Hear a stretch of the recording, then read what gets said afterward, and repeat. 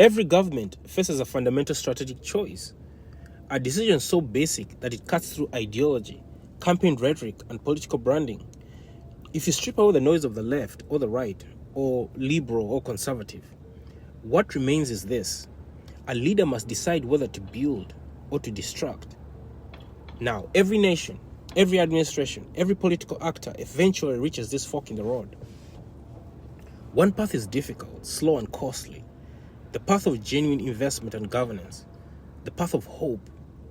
The other is seductively easy, efficient, and cheap: the path of managed division, the path of hate. This isn't a moral abstraction. It's a cost-benefit analysis. Real governance costs a fortune.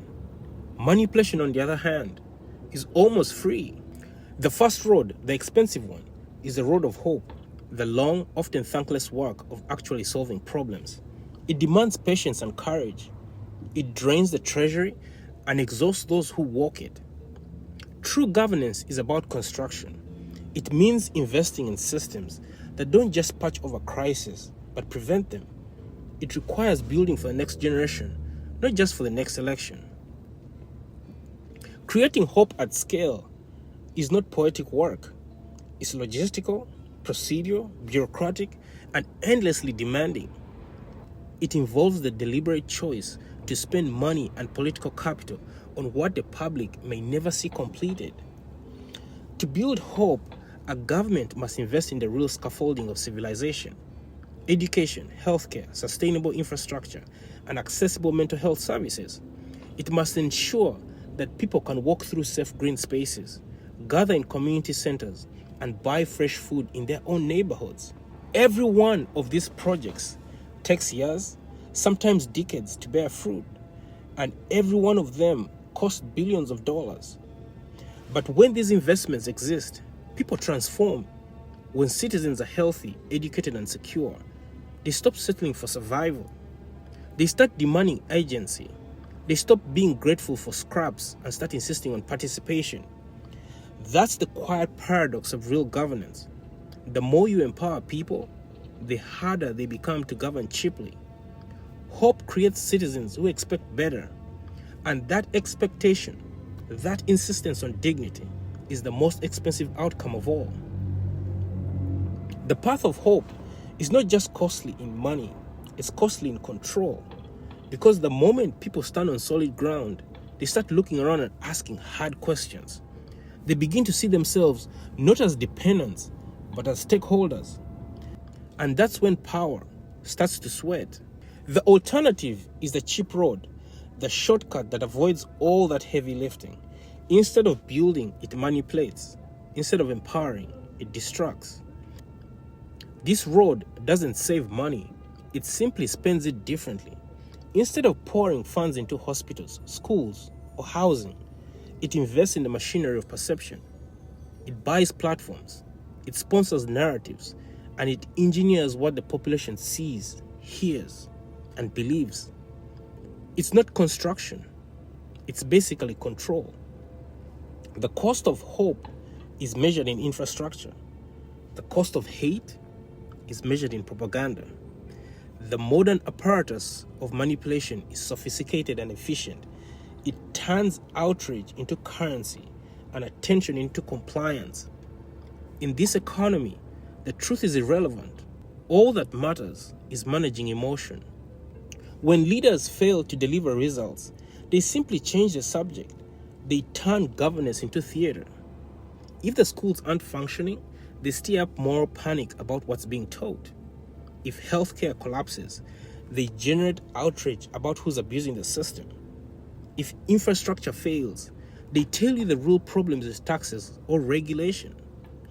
Each destruction follows the same formula: manufacture resentment, assign blame, and repeat until emotion overrides reason. At the heart of it is a simple, durable lie: you are better than someone else, and that someone else is the reason you're suffering. It's the most cost-effective political tool ever invented. The logic of this system depends on a scapegoat. When people are anxious, struggling, or disoriented, their frustration is raw material. It can be redirected. The cheap road hijacks that energy.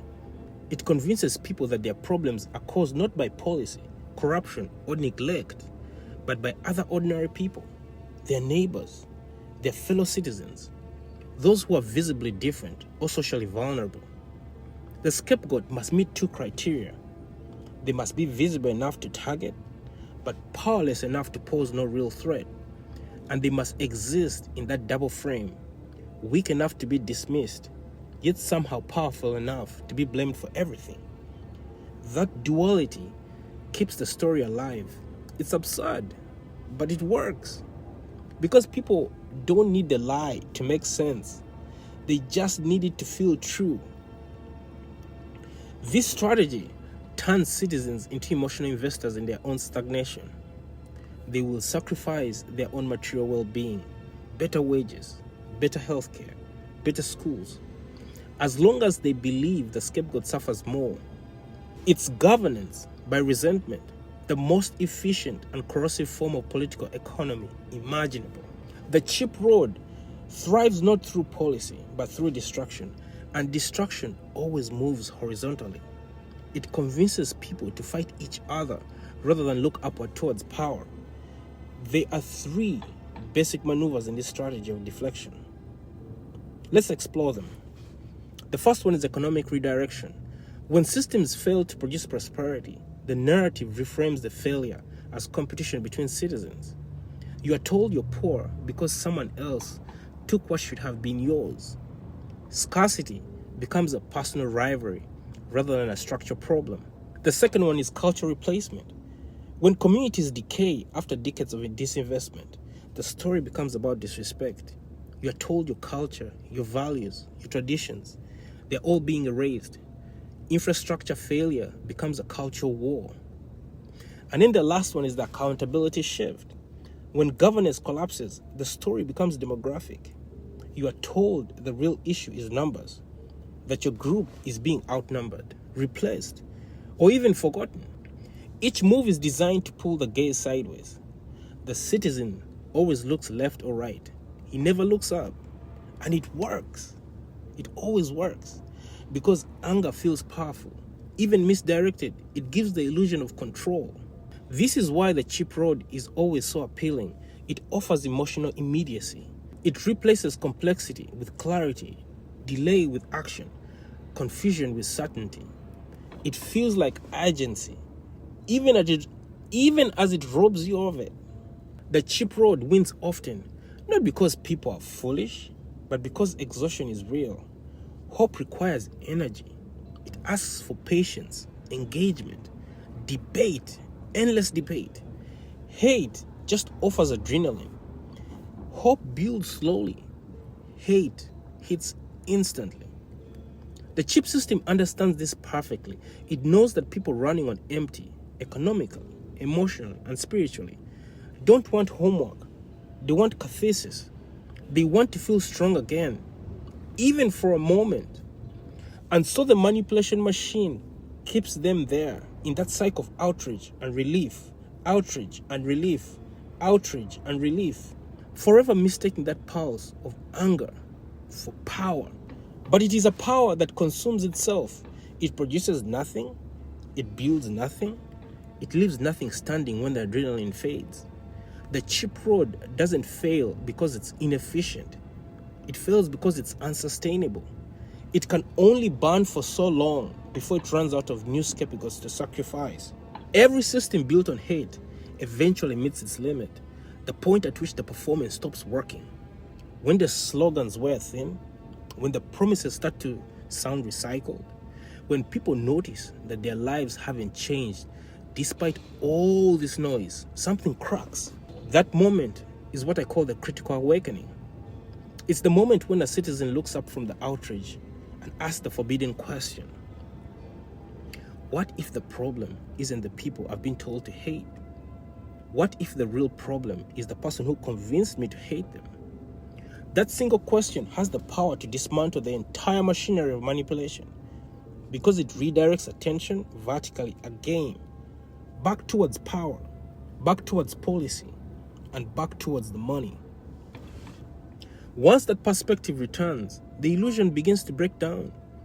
People start to see how disinvestment, propaganda, and scapegoating are interconnected. They start to realize that the money that could have built their future was spent on managing their perception of it instead. And that's the moment leaders on the cheap road fear the most. Because critical awakening is contagious. Once you start asking who benefits, it becomes impossible to stop.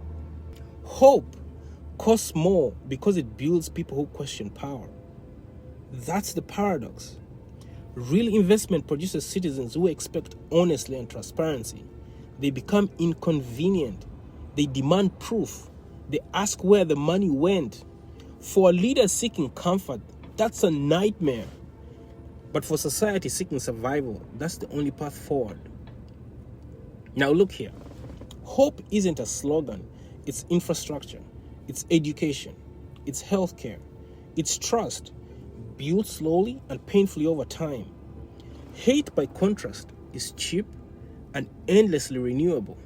It spreads faster than truth and needs no maintenance whatsoever.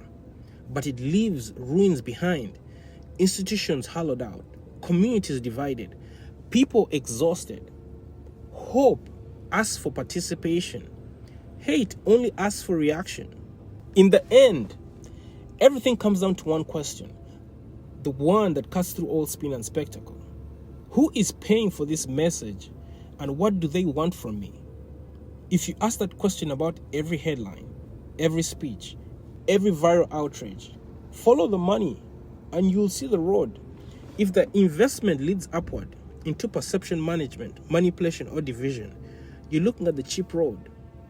If it leads outward into education, into infrastructure and inclusion, you're seeing the expensive one. It really is that simple. The government that invests in people builds resilience. The government that invests in perception builds dependence. One creates citizens, the other manufactures spectators. So the real divide in governance is not ideological, it's structural. A government can spend its resources building, or it can spend them controlling. It can invest in people or invest in stories about people. It can choose the difficult road of hope, the one that empowers and sustains, or it can choose the easy road of hate, the one that distracts and decays. Hope is hard. It's slow. It's expensive. It requires courage to empower others. But it leaves behind something solid, a society capable of self-correction. I'll repeat, self-correction. Hate is cheap, it's quick, it's endlessly marketable, but it leaves behind emptiness, a culture addicted to outrage, a public conditioned to see enemies instead of neighbors. Hope produces citizens. Hate produces customers for anger. And that, ultimately, folks, is the great test of leadership. Whether one chooses to build a foundation or sell a spectacle. Because the road of hate always ends in exhaustion. The road of hope, though longer, slower, and harder, is the only one that leads anywhere worth going. Let's move.